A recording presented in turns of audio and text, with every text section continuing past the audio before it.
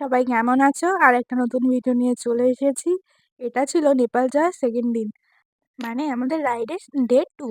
তো এখান থেকে শুরু করছি। এই যে আমার চুলটা দেখেছো? এতো আতরঙ্গি কালার লাগিয়েছি শুধুমাত্র আমার চুলটা যাতে একটু বেঁচে থাকে।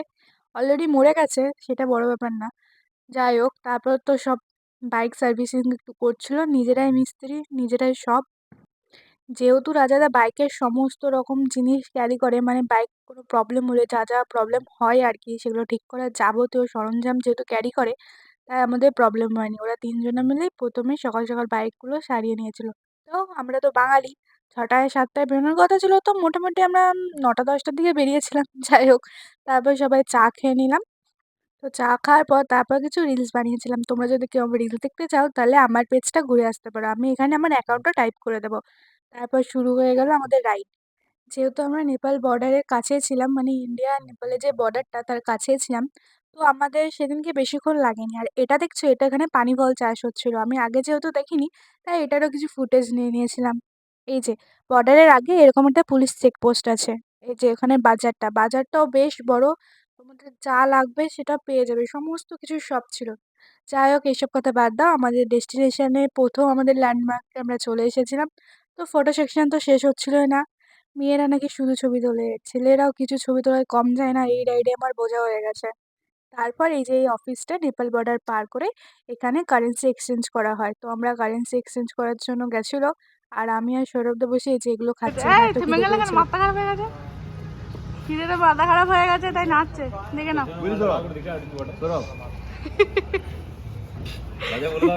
বলো, আমি 200 টাকা হারিয়ে ফেলেছি। 200 টাকা এটা বার করতে গিয়ে পড়ে গেছে কোথায় মনে নাই। সেই খুশিতে কি দেয় 200 টাকা হারানোর ইয়েতে। তো তারপর কারেন্সি এক্সচেঞ্জ করার পর সবাই খেতে লেগেছিল। তো খাওয়া দাওয়ার পর আমরা বেরিয়ে গেছিলাম। তো তার আগে আমি কিছু কথা বলে দিই। তো ইউটিউবে মুন্না ভাই বলে অনেকেই চেনো হয়তো, যারা নেপাল যাবে সার্চ করলে তারা অনেকেই জানতে পারবে তার কথা। কিন্তু আমি বলবো পার্সোনালি যে তার থেকে এক্সচেঞ্জ না করে তোমরা সরকারি যে মানে নেপাল গভর্নমেন্টের অফিস থেকেই কারেন্সিটা প্লিজ ওখান থেকে এক্সচেঞ্জ করে নিও। আর সিমটার নামটা আমি ভুলে গেলাম। যে সিমটা আমাদের দিয়েছিল এই সিমটা থেকে আর একটা সিম ছিল, ওটার নামটাও আমি এখানে টাইপ করে দিব। তো তোমরা গেলে ওই সিমটাই তুলো, তো তোমাদেরই ভালো হবে, কারণ সব জায়গায় আমরা যেই সিমটা তুলেছিলাম সেটা কাজ করছিল না। তো তারপর সিম টিম চালু করে ফ্যামিলির লোককে আগেই ফোন করে দিয়েছিলাম আমাদের সিম থেকে। তো যাই হোক, তারপর আমরা বেরিয়ে গেছিলাম। তো বর্ডারটা পেরিয়ে কিছুক্ষণ পর অনেকটা জঙ্গল পাবে। তো তোমরা যখন এই জায়গাটা পার করবে তার জন্য ইনফরমেশন আমি কিছু দিয়ে দিচ্ছি, যেটা তোমাদেরই সুবিধা হবে। তো এই জায়গাটা পার করার তোমরা টাইম রাখবে সন্ধ্যে আগে, মানে যাতে কোনোভাবেই অন্ধকার না পড়ে, অন্ধকারের আগে তোমরা যাতে এই জঙ্গলটা পেরিয়ে যাও। কারণ ওখানে চিতাবাঘ থেকে শুরু করে যত বন্য পশু হয় আছে। তো ওখানে তোমরা দেখতেও পাবে সাইনবোর্ডে যে হর্ন দিতে বারণ করছে। তো যাই হোক, আমরা তো লেটে বেরিয়েছিলাম, তো আমরা একটু একটু শুনতে পাচ্ছিলাম, এই যে তোমরা দেখতেই পাচ্ছ ভিউটা। অনেকটা জঙ্গল পড়েছিল, তো ওই জায়গাটা তোমরা যত সম্ভব পারবে সন্ধ্যের আগে ক্রসটা করে দিও, তো তোমাদেরই একটু সুবিধা হবে। তো সেই দিন আমরা যেহেতু লেটে বেরিয়েছিলাম, তো আমাদের ডেস্টিনেশনেও আমরা সেদিন পৌঁছাতে পারিনি। তো যাই হোক, অনেকক্ষণ বাইকটা চালানোর পর আমরা একটা মার্কেট পেয়েছিলাম। তো রাজাদার একটু বাইকে প্রবলেম হয়েছিল, তো তার জন্য আমাদের আরেকটু লেট হয়ে গেছিলো। এই যে কি সুন্দর না জায়গা! এখানে আমরা অনেক জায়গায় দেখলাম যে খুব সুন্দর সুন্দর মূর্তি বানায়, মূর্তির কারুকার্য খুবই সুন্দর। তো আমরা রাজাদার জন্য একটা চায়ের দোকানে দাঁড়িয়েছিলাম, এখানে আমরা ওয়েট করছিলাম। নেপালের প্রথম চা, নেপালের প্রথম চা, কাটিং চা। এই তো আমাদের নেপালি। একটা ভাষা হয়ে যাক।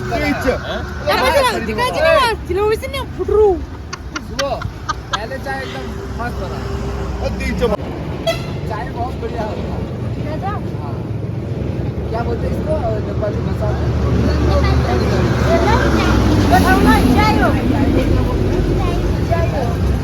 बहुत अच्छा हुआ है ये।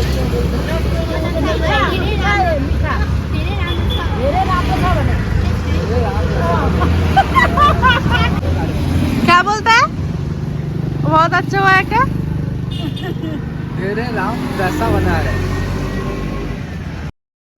তো অনেকক্ষণ ধরে আন্টিটাকে জ্বালালো শুধুমাত্র নেপালি ভাষা শোনার জন্য, আর ওরা এমন একটা প্রিটেন্ড করছিল যেন ওরা সব নেপালি ভাষা বুঝতে পারছে। তো এটা নিয়ে খুব হাসাহাসি করার পর আমরা আবার আমাদের রাইডিং স্টার্ট করে দিয়েছিলাম। তো আবার আমরা যেহেতু সন্ধে হয়ে গেছিলো, বলেইছিলাম তোমাদের যে আমরা ডেস্টিনেশনে পৌঁছাতে পারিনি। তো আমরা ওখানে দাঁড়িয়ে ঠিক করলাম যে কোথায় থাকবো। তো আমরা ভরতপুরে ছিলাম। তো নো পার্কিং লেখা আছে, তাও আমরা এখানে পার্কিং করেছিলাম। তার জন্য ভিডিওটা করছিলাম। তো সেদিনকে আমরা ভরতপুরে স্টে করেছিলাম। তো তোমাদের বলবো যে ভরতপুরে স্টে করো না। আর যদি তোমাদের বাই চান্স করতেই হয় তো সিটির হয় আগে করো বা সিটির পরে। প্রচণ্ড ফালতু জায়গা, একদমই ফালতু জায়গা। তো থার্ড জেন্ডারের লোকরা এই জায়গাটা প্রচণ্ড বাজে করে রেখেছে। সন্ধ্যের পর থেকে কেউ বেরোয় না। সভ্য মানুষ অন্তত বেরোয় না। প্রচণ্ড বাজে, মানে খুবই বাজে। তো এই যে আমরা এই হোটেলে দাঁড়িয়েছিলাম। তো হোটেলটা আমরা তখন ভালো ভেবেই আমরা রিভিউ দিচ্ছিলাম। তার জন্য ভিডিও করেছিলাম। তো তোমরা এই হোটেলে থেকো না। অ্যাকচুয়ালি এই হোটেলটা না, এই জায়গাটাই প্রচণ্ড বাজে। তো এই জায়গাটাকে ইগনোর করার জন্য রাইডটা একটু আগেই শুরু করো যাতে আগে বেরিয়ে যেতে পারো।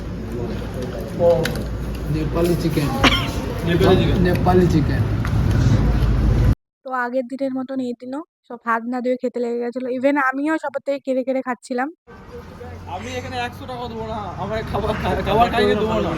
খাবার কেমন খাবার? আবার বাজে খাবার, রুটি আসছে আবার একটাই জিজ্ঞেস কর একটাই এই, রুটি, তাও আমার আবার বলি না। সবাই যদি ছিঁড়ে ছিঁড়ে নিয়ে নিচ্ছে। ঠান্ডু গেল তোর বন্ধু তো বেশি এ কে খায় নাই ঠিক শেষে খেতে পারছিল না আমাদেরকে কে খায় নাই আমি বললাম তো আমি ফেরত দিলাম না তো খাবার উঠে খেলাম তো। দিলি খেয়ে দেবো ওকে দেখ কত সুন্দর খাবার খেয়ে এলাম। আমি আরে কে খায় হিন্দিতে কথা ঝগড়া খাবার খেয়েছে?